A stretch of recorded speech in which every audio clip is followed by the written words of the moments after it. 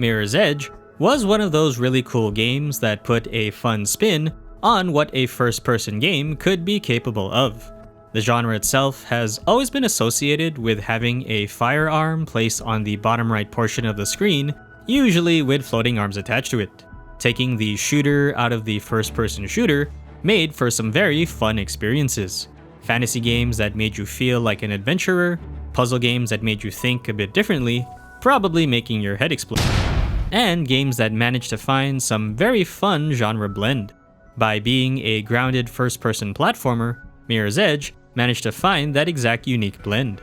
A free-running simulator in a city whose custodians look like they're paid more than 6 figures, the first Mirror's Edge brought a refreshingly novel concept that left a long-lasting impression. Parkour movement that was more exciting than shooting a gun, graphics that make the art style kinda timeless with its clean, contrasting color design, and a story that is kinda just serviceable so the game exists. But nevertheless, Mirror's Edge is a very iconic piece of video game. So when a second game came out, I'm sure a lot of fans were initially excited about the thought of another game in the Mirror's Edge universe, right? Well, for how much the game improved a lot of what makes the original so great, there's a good bit of things that also made it take a few steps back. A game that could have been a good improvement over the original, but not quite up to snuff. I never really cared for Catalyst, mostly based on reviews I heard during its release, plus the rest of 2016 handing me other games who were my ideal Asian children. But now with the decade finally passing us by, it was time to make the journey. So, how has the past 10 years treated Mirror's Edge Catalyst?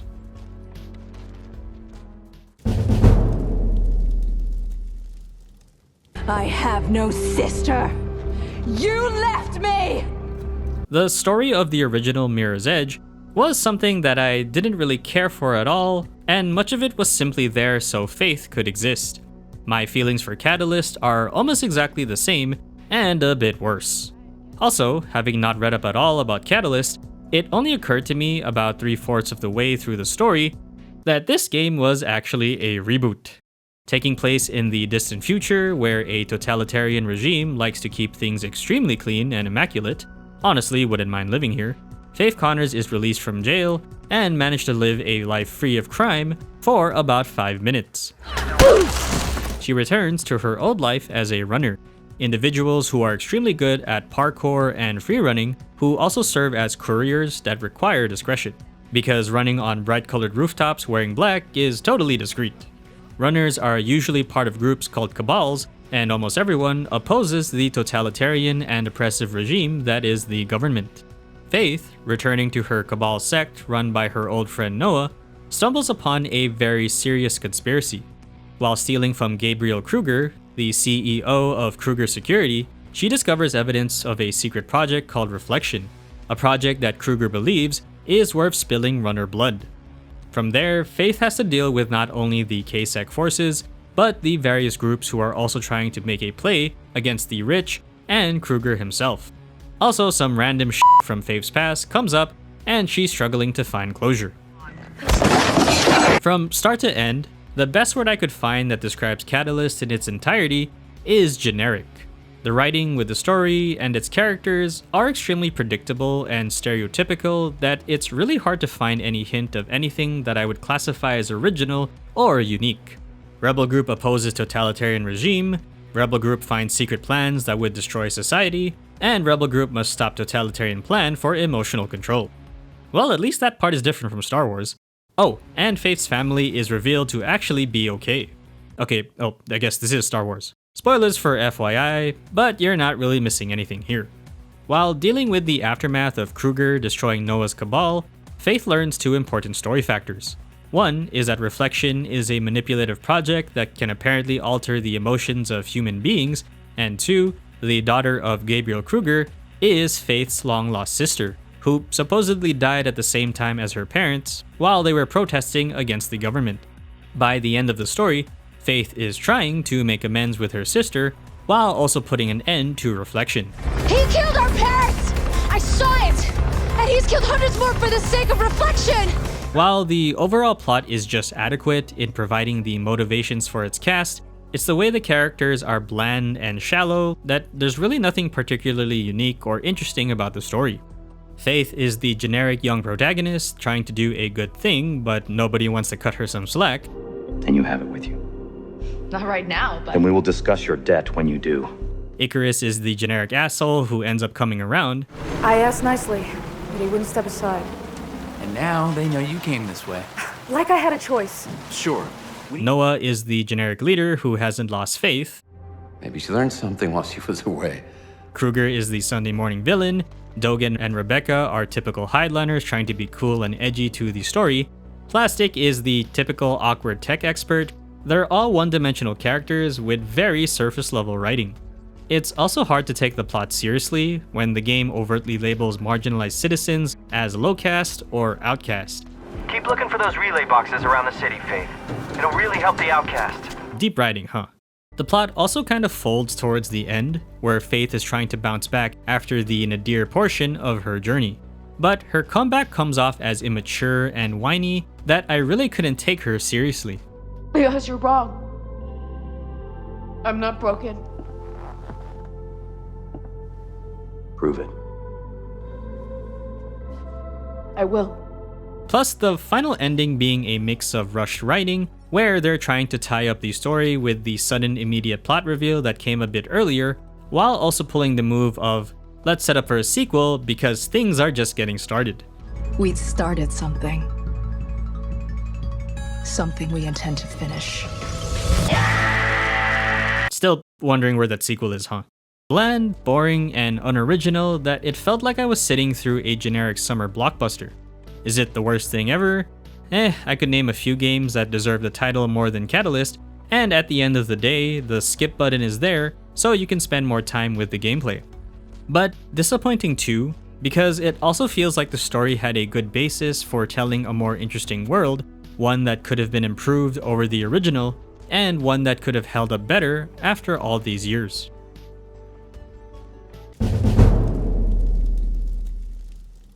This'll make a difference, I promise you. Now for the portion of the gameplay that does give me some slight hopium, the free-running movement and traversal was still a fun gameplay loop that I found to be quite enjoyable, even better than the original. But some things also feel like a step backwards. Like the original Mirror's Edge, Catalyst uses the exact same core movement and traversal system where Faith can perform a variety of parkour moves like sliding, wall running, and rolling to prevent her ankles from exploding. In terms of just the core movement alone, it feels really good to perform. The first Mirror's Edge felt fine, but there were times that the parkour movements weren't as responsive. Things like Faith missing ledge grabs or the wall actions not registering properly. In Catalyst, the actions and movements are much more responsive that I can comfortably say that I much preferred playing this game over the first. There are some occasional hiccups, but nowhere near the severity of the first game. So the base movement and action was still solid. The largest change is the move to open world, which feels like a move that exists because of EA. From a level design standpoint, as well as being a complement to the core movement, it's fun for free running, but not really the case for open world. I did initially enjoy traversing from one sector to another, but by the end, I ultimately didn't think the open world nature felt open at all.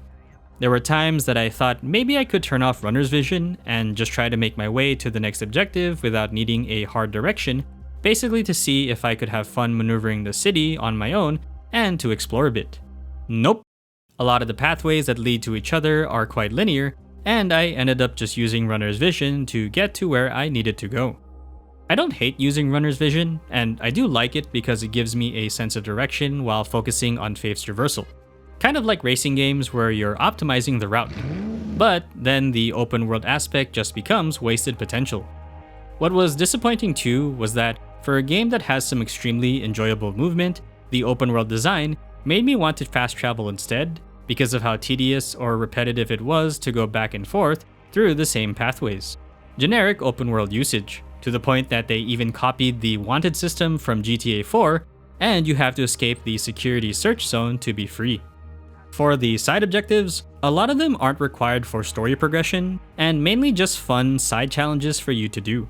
Had the servers actually been up, The rush missions where you can compete with friends online for fast times might have been really cool for my competitive side.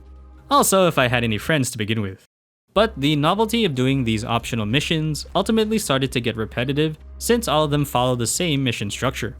They were fun at the beginning, but I personally didn't feel motivated to continue. It also doesn't help that the attempt at world building with the side objectives is a bit cringe. He misses me just like I miss him. But there's no way back for me now. I'm committed to Rebecca and Black November. To add some additional gameplay layers, Faith also gets new traversal mechanics such as the grappling hook that lets you access hard to reach places, and a device that disables fans. These additions were a neutral point for me because they didn't really elevate the core gameplay experience to be any better, but also not really hurting it either. I thought swinging like Spider-Man was pretty fun for certain areas, but I also thought it wasn't fun when Faith could easily just grapple up to certain sections. Part of what I enjoyed about the platforming was the grounded traversal, where you have to make use of your movement to get around the environment, sort of like a puzzle platformer. In particular, the grid-link portions where you have to scale a large room with your runner's vision turned off, or on if you need it, was a highlight for me, since you had to think about using Faith's movement to cleverly scale the room. With the insta-grapple, it kinda just feels like a shortcut to finish the journey. But it does look cool for those big set pieces. The next added layer that was built for this game was the combat. The original Mirror's Edge featured combat that was very guerrilla tactic, where Faith can't really take enemies head on, and she had to do a sort of runaround to avoid hits, then eventually taking the enemies down. It was far from perfect, but I enjoyed it for its interesting approach to engagement. In Catalyst, I found it to be much better overall, primarily because Faith gets more options, especially where she can perform attacks from various parkour traversals. Some reviewers mention that the combat can be quite tedious, and I can agree because of how some sections feel forced, but I also didn't really mind it.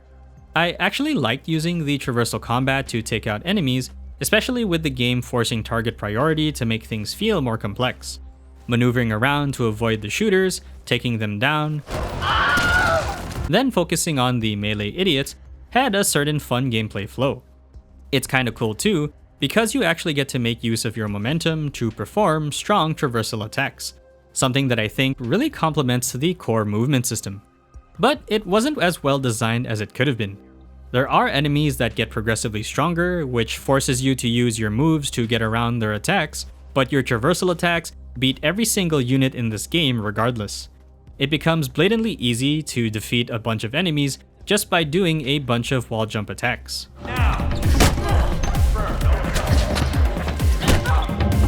Again, it's got some fun mechanics, but never taken a step further to have depth. I do like the idea with the game giving you an invisible shield that builds up whenever you parkour. Doesn't make a lick of sense physically, but I thought it was a great system to help you survive when you start combat as well as run away from enemies. With the light RPG mechanics, it's just another system that really didn't need to be there, but probably because the publisher said so. The upgrades are good overall, but it doesn't have that feeling of specializing Faith in a specific build that would make customizability different for each player. It felt more like checklist upgrades that you needed to get until you had everything. While I like how the core gameplay aspect has been reinforced to be a much smoother and responsive experience, it also misses the mark on trying to evolve it as well.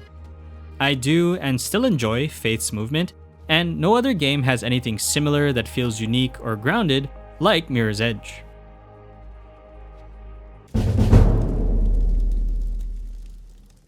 Is this what the employees see all the time? If you've seen anything related to Mirror's Edge, then you're probably aware of how extremely stylized the game is. Carrying over the aesthetic of the first, Catalyst continues to embody the high color contrast art style that the series has been known for, and 10 years has not hurt the game's presentation at all. Clean dystopian, which is a weird term for me to coin here, where the idea of a perfect society is reflected in the government's attempt to achieve sterility in every aspect, basically over perfection. Buildings and rooftops that are built pristine and white, while splashed with the occasional color, infrastructure, and technology, feels almost unreal. Also a nice touch of cyberpunk, especially when you look at certain parts of the city. In contrast, you have the Cabal runners and various groups that are unilaterally clad in darker colors from black, red, and even more black. Seriously, they're so edgy my eyes get paper cuts just looking at them. But just on the art style alone, the use of color is enough to give the game's presentation its legs. Yes, the runners look like they got dumped in a vat of mascara, tattoo ink, and red paint, but their color contrast to the government is a very unique stylistic opposition, especially when some of the government enemies wear a lot of blue and white. Some black coloring still, because that has to be everywhere. I'm also certain that some color theory has to be present here as well. The other thing I like about color is how great Runner's Vision is as an object highlight. In fact, despite my urge to turn Runner's Vision off so I didn't have to be signposted everywhere, I wanted to keep the red object highlights because it just looks so dang cool. This is probably the first instance where I wanted to make the game feel easy for the sake of aesthetics. In terms of technical capabilities, the environmental design still looks really good. I think DICE has always been pretty thorough with making their environments look very immaculate, especially considering their Battlefield series, and so a lot of their strengths with making Glass City look pristine is still apparent 10 years later. As for the character models, Faith's new design looks cool, and she's sporting a bit more techwear around her top this time around. The biggest change is still her emo hair, where she looks like she could be related to Reaper. I'm sure everyone has a different opinion about it, but I do think her original hairstyle with the bangs looked a bit more distinct. But that's just me. The other character models are honestly kinda generic looking, while also trying to follow in that edgy look. Nothing that really stands out, but at least the humans look like humans. I think my only complaint about the visuals are the pre-rendered cutscenes. It's not bad, but when you transition both in and out of the environment to a much lower quality rendered scene, it feels pretty disjointed.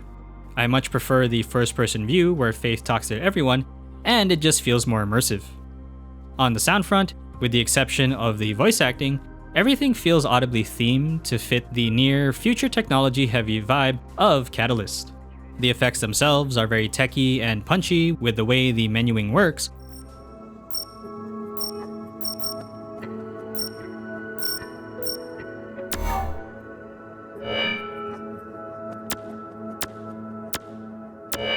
But also very ambient with the natural sounds in the rooftop landscape. The mix of Faith's footsteps,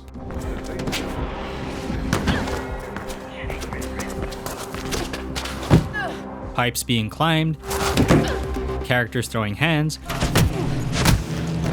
choppers flying by, the general foley creates a very rooftop sounding city. The music is solid as well. There weren't many tracks that took center stage or pieces that really stole the show, but the majority of the tracks were very complementary to the various scenes. Time to get off the ground.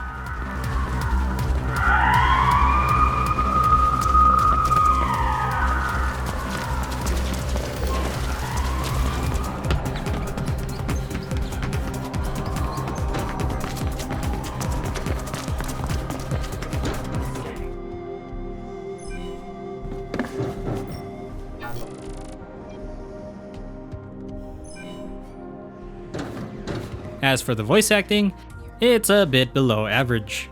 It's not so much the fault of the actors themselves, and a quick IMDb search will reveal that the majority of the cast have had many different acting roles, but it's with the writing and direction that really lets it all down. Characters trying to sound and lean into their written archetypes and personalities, but they all fall extremely flat, underwhelming, and stereotypical when put into the scenes. Deemed ready for conditional release. Now, if it was up to me... Policy exists to keep you safe. I heard some runner got out of juvie today. I heard she's eager to run. She's been gone a long time. I also heard she's sorry. Maybe she learned something while she was away. Maybe.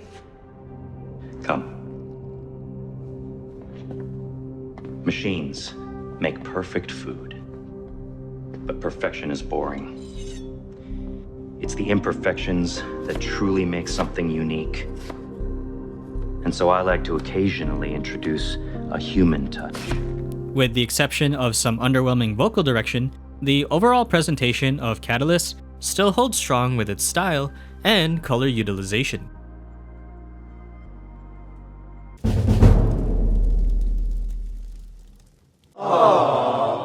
On the one hand, Mirror's Edge Catalyst reminded me just how much fun a grounded, free-running experience can be. I've had the chance to touch a few games whose movement mechanics pumped me so full of dopamine my brain could explode, yet both the original and Catalyst don't feel minimized by comparison. It's still a unique footprint that hasn't really been replicated anywhere else, and Catalyst is a good refinement of the foundational mechanics that the first game had created. But on the other hand, it's mostly everything else that keeps it from flying. Generic open world design, generic storytelling, generic attached game systems, all these things that are implemented but never improved or iterated on to make its strengths more unique. A shame really, because after 10 years, its core mechanic is still a uniquely fun gameplay experience. Too bad we'll probably never see one again. Though I guess maybe Panline looks like it wants to be Mirror's Edge 3. But that's gonna do it for today, guys. Thanks for sticking around. There will be more games to play and more videos coming soon, so please stay tuned if you'd like to see more. But for now, I'll see you all next time.